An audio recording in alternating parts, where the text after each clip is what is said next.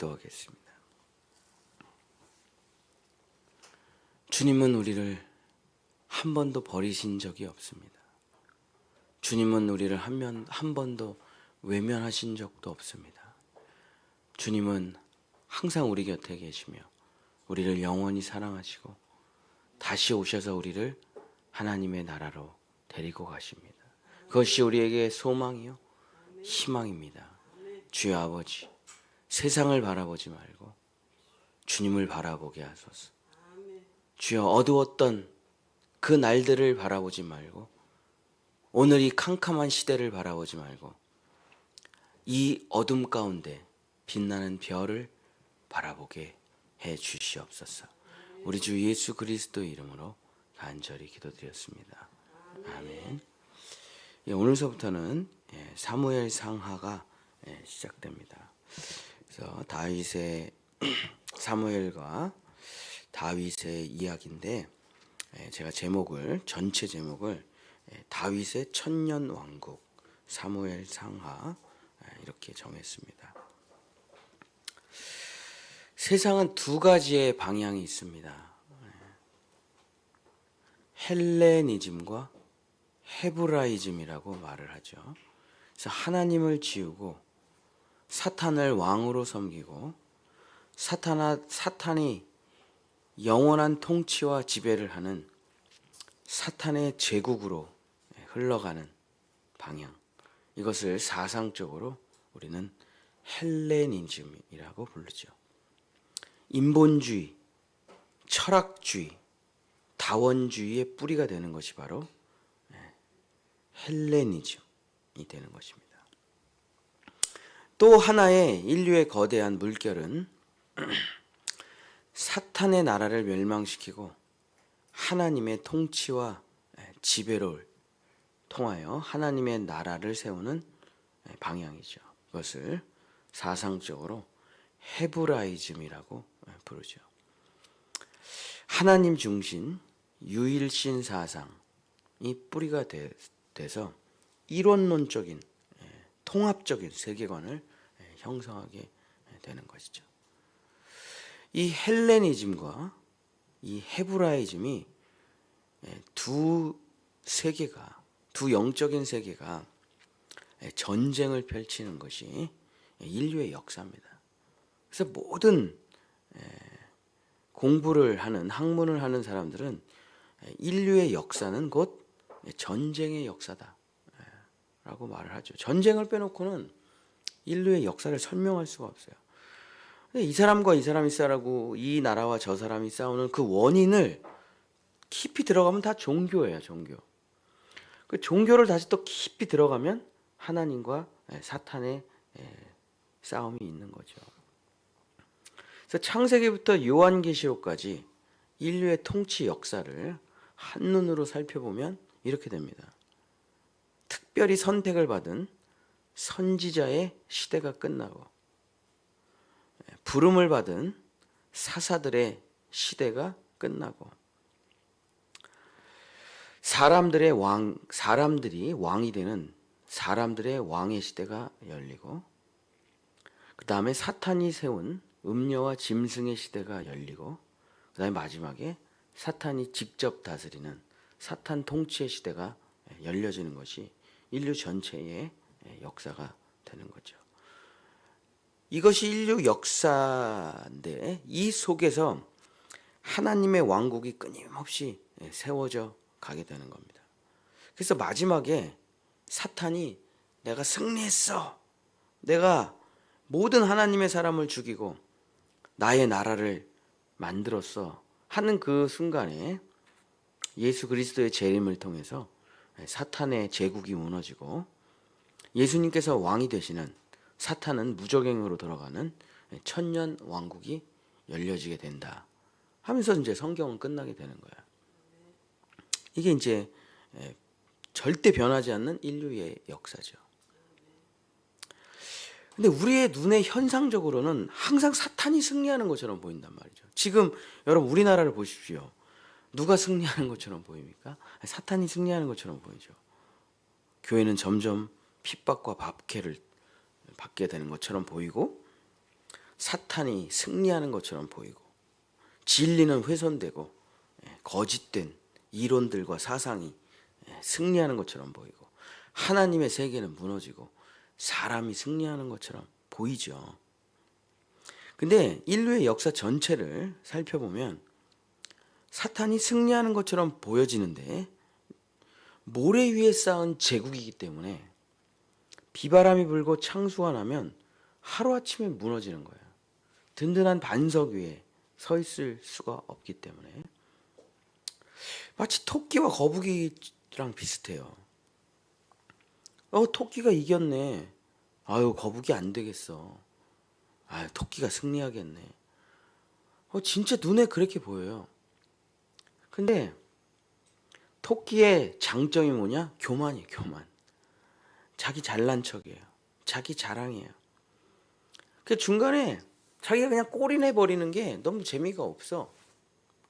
거북이 좀 놀려야 되겠어. 거북이 좀 괴롭혀야 되겠어. 그냥 들어가면 되는데 안 들어가요. 거북이를 계속 놀리고 조롱하고 핍박하고 그러다가 잠이 드네. 근데 그 꼬린 지점에 누가 들어갑니까? 거북이가 들어가죠. 이게 사탄의 제국과 하나님의 나라의 이야기다 이거죠. 우리 눈에는 현상적으로는 항상 토끼가 이기는 것처럼 보여요. 그러나 최후 승리는 누가 얻게 되냐? 예수 그리스도를 믿고 한 걸음 한 걸음 한 걸음 걸어가는 거북이가 승리하게 되는 겁니다. 거북이가 빨라서 승리하는 건 아니에요. 토끼가 자기 꾀에 빠져서 우리가 승리하게 되는 겁니다. 그래서 잘 나가는 사람들, 세상의 이론과 철학과 사상을 가지고 하나님을 무시하면서 잘 나가는 사람들 부러워할 게 없다 이거죠. 왜? 자기 꾀에 자기가 빠지게 돼 있어요. 그것이 인류의 역사이기 때문에. 이제 우리는 사무엘 상하를 읽어 나가면서 다윗의 왕국을 공부해 나간다. 하나님의 나라가 무엇인가? 그래서 십자가의 복음과 부활을 깨닫게 되면 그 다음은 이제 하나님의 나라를 향해 나아가게 되는 거죠. 그래서 우리는 사무엘 상하를 공부하면서 또 열왕기 상하, 역대 상하 뭐 다 똑같은 얘기죠. 겹쳐서 돌아가니까 이 사무엘 상하, 열왕기 상하, 역대 상하 이 긴 이스라엘의 역사를 공부하면서 우리의 마음속에 하나님의 나라 우리가 지금 살아가는 2025년을 하나님의 통치와 지배를 받게 하는 것도 있지만 그런 것도 있죠. 그러나 우리에게 소망은 2026년, 2027년이 아니죠. 우리에게 소망은 천년 왕국이 우리의 소망이죠. 그래서 우리는 성경을 읽어가면서 하나님의 나라에 대한 소망을 갖게 됩니다. 그래서 다윗이 왕으로 세워지는 것을 보면서 예수 그리스도가 다시 오셔가지고 우리의 영원한 왕이 되실 것을 또 소망하는 거죠. 그것이 우리에게 소망이 되는 시간이 되어야 됩니다. 그래서 오늘 이 찬송가 177장에 그 가사가 다 기록되어 있어가지고 제가 잘 부르는 찬송은 아닌데 한번 이 전체 맥락을 이해하는 차원에서 한번 불러본 것입니다. 다윗과 그의 왕국은 예수 그리스도가 세우시려고 하는 천년 왕국의 모형이고 그림자예요. 이스라엘이 가장 고대하던 때가 언제입니까? 당연히 다윗 때죠. 우리가 제일 그리워하던 때가 언제입니까? 뭐 둘 중에 하나일 거예요. 고구려 광개토 대왕 시절. 그래서 이렇게 우리나라 지도를 중국까지 크게 그려가지고 여기가 다 우리 영토였는데 뭐 이런 것 그리워하죠. 그때가 땅이 제일 넓었으니까. 그다음에 세종대왕 시절 뭐 이런 거를 그리워하듯이 이스라엘은 무조건 다윗의 때를 그리워하죠. 그래서 하나님께서 다윗의 장막을 회복하시겠다 약속을 하셨으니까 그날이 자기들에게 올 거라고 생각하고 있는 것이죠. 그들에게는 다윗의 장막이 소망이 되는 거고 우리는 진짜 다윗의 장막을 소망하는 게 아니라 천년 왕국을 소망을 하게 되는 거죠. 다윗과 그의 왕국을 통해서 우리는 이게 바로 하나님이 다스리는 하나님의 나라, 천년 왕국이구나. 우리는 살아본 적이 없어요. 사탄 마귀가 다스리는 세상에서 살기 때문에 도대체 아름다운 나라라는 게 뭔가, 하나님의 뜻대로 되는 세계라는 게 뭔가, 그것을 한 번도 살아본 적이 없죠. 그러나 우리는 성경을 보면서 그 나라의 꿈을 꾸고 그 나라의 소망을 갖게 되는 것입니다. 그래서 다윗과 그의 왕국은 예수 그리스도가 다스리는 천년 왕국의 예표가 되는 거죠. 그래서 다윗의 왕국은 곧 천년 왕국을 말하고 있는 것입니다. 오늘은 그 첫 번째 시간으로 다윗의 천년 왕국, 첫 번째 시간으로 다윗의 별이 빛나는 밤에라는 제목으로 하나님의 말씀을 간단하게 말씀드리도록 하겠습니다. 이스라엘의 마지막 사사는 사무엘이죠. 사무엘. 삼손이 죽고 이제 모든 사사들이 다 죽고 이제 사무엘의 마지막에 이제 엘리가 있긴 한데 엘리가 엉망진창이에요. 그래서 엘리가 이제 폐위가 되면서 사무엘이 마지막 사사가 되는 그 장면이 사무엘상하의 첫 번째 장면이 되죠. 그리고서 이제 왕정 시대가 열려지게 되는 거죠. 사무엘의 사명은 뭐냐면 사무엘과 다윗의 이야기가 세례 요한과 예수님의 얘기하고 똑같은 얘기예요. 그래서 사무엘은 이제 왕을 세우고 기름을 부어서 왕을 세우는 역할을 하는 거고, 세례 요한도 광야에 외치는 자의 소리로서 예수님께 세례를 주고 예수님을 메시아로 등극시키고 같은 일을 하는 거죠. 그래서 세례 요한은 예수님을 알아보고 기름을 붓고 요단강에서 세례를 주죠. 그러면서 나는 그냥 물로 세례를 주시는 사람이지만 이분은 바로 성령으로 불로 세례를 주시는 분이야. 나는 이분의 신발끈을 매일 쫄 자격조차 없어. 그랬더니 하늘에서 성령이 비둘기처럼 임하면서 내 사랑하는 아들이요 기뻐하는 자로다 하면서 메시아의 선포식이 시작되는 거죠. 이거랑 똑같은 장면입니다. 지금 사무엘이 다윗을 세우는 장면이. 그래서 사무엘이 다윗을 왕으로 세우면서 이분이 바로 이스라엘을 구원할 다윗이야 하면서 이야기가 시작되는 거죠. 하나님의 종이 완전히 타락해버린 시대로 사사기가 끝납니다. 레위인들이 돈 받고 우상 숭배하는 시대, 레위인들이 술집에서 첩을 얻는 시대가 되면서 모든 사람이 각자의 소견에 오른 대로 자기 멋대로 살아간다. 그래서 성전이라는 게 의미가 없어져 버렸어요. 성전이. 지금 독일에 가면, 프랑스 가면은 성전을 다 팔아요. 어디다 파냐면 술집, 와인집이 그렇게 옛날에 성전을 산대요. 왜냐하면 옛날 성전이 굉장히 돈이 많이 들어갔잖아요. 그리고 굉장히 클래식하고 앤틱하잖아요. 그러니까 거기를 그대로 술집으로 쓰는 거예요. 그럼 사람들이 죄책감도 없나 봐. 유럽 사람들은. 그래도 사도 바울이 교회를 세운 지역들인데. 근데 거기서 낄낄거리며 그 십자가를 그대로 걸어놨어요. 거기서 술을 먹고 낄낄거리면서 여기가 옛날에 성당이었는데 이제 오늘 술집이 됐어 하면서 낄낄거린대요. 그런 시대가 된 겁니다. 이스라엘이. 그냥 뭐 아무 의미가 없는 성전이에요. 엘리 제사장과 그 두 아들 홈니와 비느하스가 성전에 기도하러 여인이 올라오면 물건을 뺏고 성추행을 해요. 아니 이게 어떻게 성전이 이렇게 타락을 할 수가 있냐. 그러면서 고기를 갖고 와서 삶아서 제물로 바치려면 하나님은 생고기를 좋아하셔. 그리고 그냥 통째로 뺏는 거예요. 자기네 구워 먹으려고. 어떻게 이렇게 타락을 했는지 이스라엘이. 그냥 제사장이 아니라 그냥 강도와 도적대예요. 그냥. 예수님이 성전을 뒤집어 엎는 것과 같이. 자기 비즈니스예요, 그냥 이게. 그때 엘가나와 한나라는 사람이 아기가 없어서 그래도 그 성전에 올라가서 눈물로 기도하는데 하나님께서 한 아기를 보내주시죠. 그리고 그 아기가 태어나자 내가 하나님께 기도했더니 하나님께서 아기를 주셨어. 그래서 사무엘, 하나님께 내가 구하였는데 하나님께서 응답하셨어.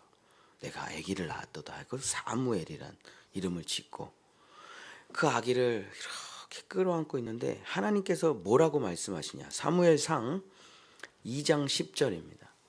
사무엘상 2장 10절. 이게 이제 사무엘의 인생 구절이죠. 인생 구절. 존재의 이유. 사무엘상 2장 10절.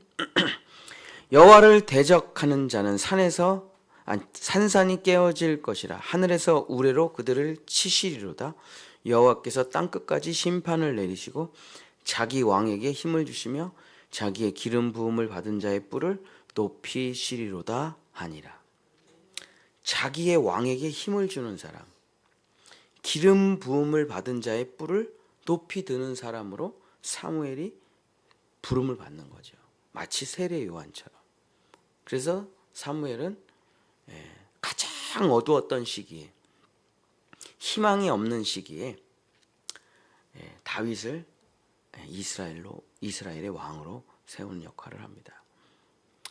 뭐 성전이 무너졌으니 뭐 이스라엘은 뭐 볼 것도 없죠. 제사장이 여신도를 성추행하고 있으니 볼 것이 없는 거예요. 블레셋이 이스라엘을 쳐들어왔습니다. 그냥 뭐 백전백패예요. 이길 수가 없어요. 근데 그들이 마지막 히든 카드가 있습니다. 그게 뭐냐면 언약궤를 가지고 블레셋과 전쟁하면 자기가 이길 거라고 생각을 한 거예요. 그래서 엘리 제사장한테 가서 이거 하나님의 언약궤 전쟁터로 가져가도 돼요? 아이 가든지 말든지 뭐 그까짓 거 뭐 모세의 두 돌판 그거 뭐 아무것도 아니야. 가져가.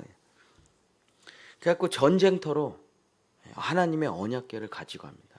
이길 거라고 생각했죠. 완전 대패하고 언약궤를 블레셋한테 뺏기고 홈리와 비느하스는 그 전쟁터에서 죽고 자기 아들이 죽었다는 소식을 듣고 엘리 제사장이 너무 뚱뚱해가지고 몇 킬로인지 모르겠어요. 얼마나 뚱뚱하면 뒤로 넘어졌는데 목이 부러져서 죽었을까? 성경에 너무 뚱뚱하다라고 써놨으니까 뭐 한 200kg 되나 봐.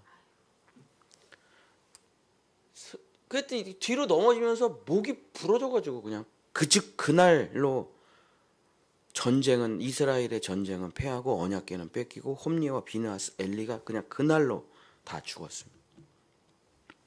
이 시대를 성경에서 이렇게 말해요. 사무엘상 4장 22절.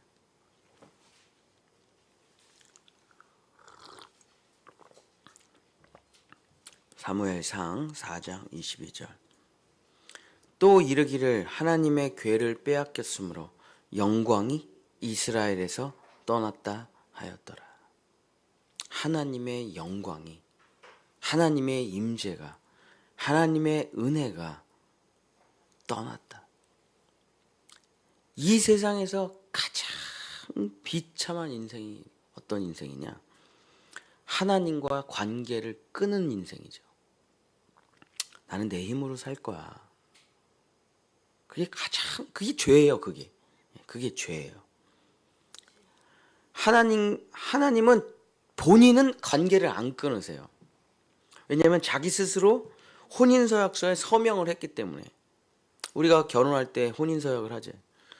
검은 머리가 팥뿌리가 되도록. 요즘은 그런 거 안 하죠. 요즘 뭐 주례도 안 하고 뭐 아무것도 안 해요. 그냥 노래 부르고 끝이죠. 어쨌든 혼인서약을 해야 그게 결혼인데 하나님 앞에서 서약을 해야죠. 아내를 끝까지 사랑하겠냐? 남편을 끝까지 사랑하겠냐? 모든 증인들 앞에서 이 서약을, 하나님 앞에서 이 서약을 신랑 신부 지키겠느냐? 이게 없이 무슨 결혼식이에요. 어쨌든 하나님은 이 서약에 서명을 하셨어요. 병들어도 죄를 지어도 연약해도 이 한 사람을 끝까지 사랑하겠느냐? 하나님 서명을 하셨죠. 하나님은 신실하시기 때문에 그 서명이 지금도 유효하고 지금도 우리가 죄를 지었다 그래서 하나님이 우리를 버리시지 않는 이유는 내가 이뻐서가 아니에요. 그의 서약이 살아있기 때문에. 그의 언약이, 혼인서약이 살아있어요. 근데 우리는 하나님이 빈칸으로 두셨다 이거예요. 그래서 하나님이 너도 사인해라. 내가 너를 지켜줄게 영원히. 사인을 안 하고 그걸 팍팍 찢어가지고 확 버려. 내 인생에 하나님은 필요가 없어. 내 지식과 내 돈과 내 능력과 내 건강으로 살아갈 거야. 그럼 하나님이 같이 있을 수가 없는 거죠. 왜냐하면 나를 싫다고 하니까 어떻게 같이 있을 수가 있겠어요. 근데 하나님이 떠나면 뭐가 떠나요? 영광이 떠나는 거죠. 임재가 떠나는 거죠. 은혜가 떠나는 거죠. 속죄가 떠나는 거죠. 용서가 떠나는 거죠. 하나님하고 같이 있기 때문에 복이, 하나님이 떠날 때 다 떠나는 거예요. 하나님이 떠났는데 하나님의 복은 남아 있습니까? 아니, 그럴 수가 없죠. 다 하나님의 안에서부터 나오는 거예요. 아니, 복주머니이신 하나님이 떠났는데 무슨 복이 어디 있어요? 그랬더니 언약궤를 빼앗겼다, 블레셋에. 이 말이 뭡니까? 하나님이 떠나셨다는 얘기죠. 하나님의 영광이 떠났다. 그러면서 이스라엘은 가장 어두운 날이 시작되는 것입니다. 오늘은 여기까지 하고 말씀을 마치는데, 제가 어렸을 때 제가 초등학교 한 4학년, 5학년 때부터 저녁 10시만 되면 항상 뭐를 했어요. 70년대생들은 다 알아요, 이거를. 10시가 딱 되면은 라디오를 탁 틉니다. 그러면 뭐가 나오면 이문세의 별이 빛나는 밤에 이렇게 나와요. 그러면 시험 공부한다고 친구들이 다 모여. 이 집에 저 집에. 공부는 하나도 안 해. 책만 펴놔. 그러고선 라디오만 듣는 거예요. 그때 그렇게 재미있었어요. 이문세의 별이 빛나는 밤에가. 그래서 라디오에 나오는 이야기도 듣고 노래도 들으면서 그렇게 재미있게 즐겁게 보낸 거죠. 별이 빛나는 밤에. 요즘은 세상이 다 어둡습니다. 뉴스만 틀면 다 어두워요. 앞으로 현대제철이, 어저께 뉴스를 봤더니 현대제철이 이제 한국 사업을 접고 미국으로 건너간다고 난리가 났더라고요. 그러면서 우리나라의 철강 사업도 어둡다. 우리 노동자들은 이제 큰일 났다. 이런 내용. 어두워. 미래의 전망이 어두워. 경제도 어둡대. 정치는 완전 새까매요. 경제도 어둡고 사회도 어둡고 문화도 어둡고 종교도 어둡고 다 어둡대요. 요즘 한창 잘 나가는 아이돌도 요즘 계약 문제 때문에 뉴진스 사태로 아이돌들이 다 막 활동 못하고 막 법적인 문제에 묶여가지고 다 어둡죠. 다 어두워. 근데 별은 가장 어두울 때 빛나는 것입니다. 이게 우리의 소망이에요. 가장 어두울 때 하나님께서 사무엘과 다윗을 세우셨습니다. 인류 역사의 가장 어두운 날이 곧 오겠죠. 그때 예수님이 다시 오실 것입니다. 그리고 신약, 로마의 지배를 받는 신약 시대에 가장 어두울 때, 400년간의 어두운 시기일 때도 예수님이 탄생하셨죠. 사랑하는 성도 여러분, 별이 가장 빛나는 밤은 가장 어두울 때죠. 어두울 때 우리는 한편으로 슬프지만 한편으로는 소망이 있는 거예요. 무슨 소망이냐? 별이 뜨겠구나. 가장 빛나는 별이 뜨겠구나. 그래서 여러분이 삶의 고난 가운데 있으면 어둡죠. 새까마죠. 혼돈과 공허와 깊은 흑암 가운데 있죠. 하나님의 영이 수면 위를 운행하시더라. 가장 빛나는 별이 뜨는 겁니다. 고난 가운데 주님을 만나게 될 겁니다. 슬픔 가운데 가장 큰 기쁨을 누리게 될 거예요. 죽음 가운데 부활하게 될 거예요. 희망이 없을 때, 죽고 싶을 때, 나에게 정말 아무것도 없을 때 내 안에 나를 사랑하사 나를 위하여 모든 것을 베푸시는 주님의 은혜와 영광을 만나게 될 것입니다. 이게 그리스도인이에요. 어두운 시절에 별을 볼 수 있는 한 사람, 어두운 시절에 별을 동방박사처럼 별을 따라갈 수 있는 그 한 사람, 그 한 사람이 바로 우리들입니다. 우리는 이제 사무엘 상하 또 왕들의 이야기를 읽어가며 인류 역사 가운데 이스라엘의 역사는 곧 전 세계 역사의 표본이 되는 거거든요. 샘플이에요. 그래서 똑같이 될 거예요. 나의 역사도 마찬가지고. 우리는 이제 사무엘 상하를 읽어가며 우리에게 나는 영원한 하나님의 나라가 나의 소망이 되리라. 어두워도 고난 가운데 있어도 힘들어도 눈물이 흘러도 나에게는 소망이 있다. 별이 빛나는 밤에 예수님께서 나를 구원하시러 오시기 때문에 그것이 우리의 소망 아니겠습니까? 그것이 우리의 희망이 아니겠습니까? 여러분이 예수님을 제일 뜨겁게 만난 때가 언제세요? 가장 힘들 때죠. 가장 힘들 때, 가장 어두울 때. 사랑하는 성도 여러분, 이 말을 잊지 마십시오. 이거 라디오 제목이 아니라 성경이에요, 성경. 별이 빛나는 밤에 그것이 우리의 소망이 되고 천년왕국이 우리의 소망이 되고 나를 데리러 다시 오실 우리 주님은 소망이 되는 것입니다. 우리 본향의 성도 여러분, 정말 이 사무엘 상하를 읽어가며 여러분의 마음속에 큰 별이 뜨시기를 예수님의 이름으로 간절히 축복합니다. 기도하겠습니다. 희망이 없다 말합니다. 정치가 어둡다고 말합니다. 문화가 타락했다고 말을 합니다. 교회가 다 끝장났다고, 미래 세대가 없다고 말을 합니다. 희망적인 얘기를 하는 사람이 없습니다. 소망의 이야기를 하는 사람이 없습니다. 다 이제 우리는 끝났다고 도망가자 얘기합니다. 그러나 이 어두운 시기에 주님은 우리를 버리시지 않고 이 캄캄한 시대에 주님은 별처럼 빛나게 우리를 찾아오실 것입니다.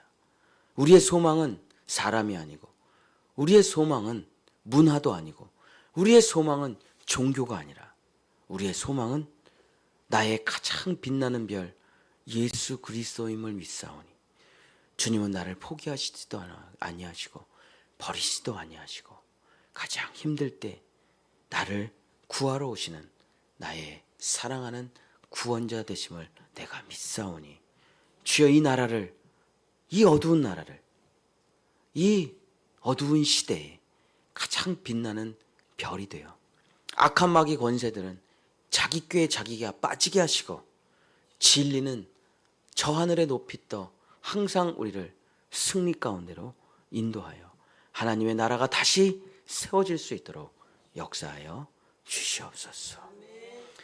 여호와는 내게 복을 주시고 너를 지키시기를 원하며 여호와는 그 얼굴을 내게 비추사 은혜 베푸시기를 원하며 여호와는 그 얼굴을 내게로 향하여 두사 평강 주시기를 원하노라. 아멘.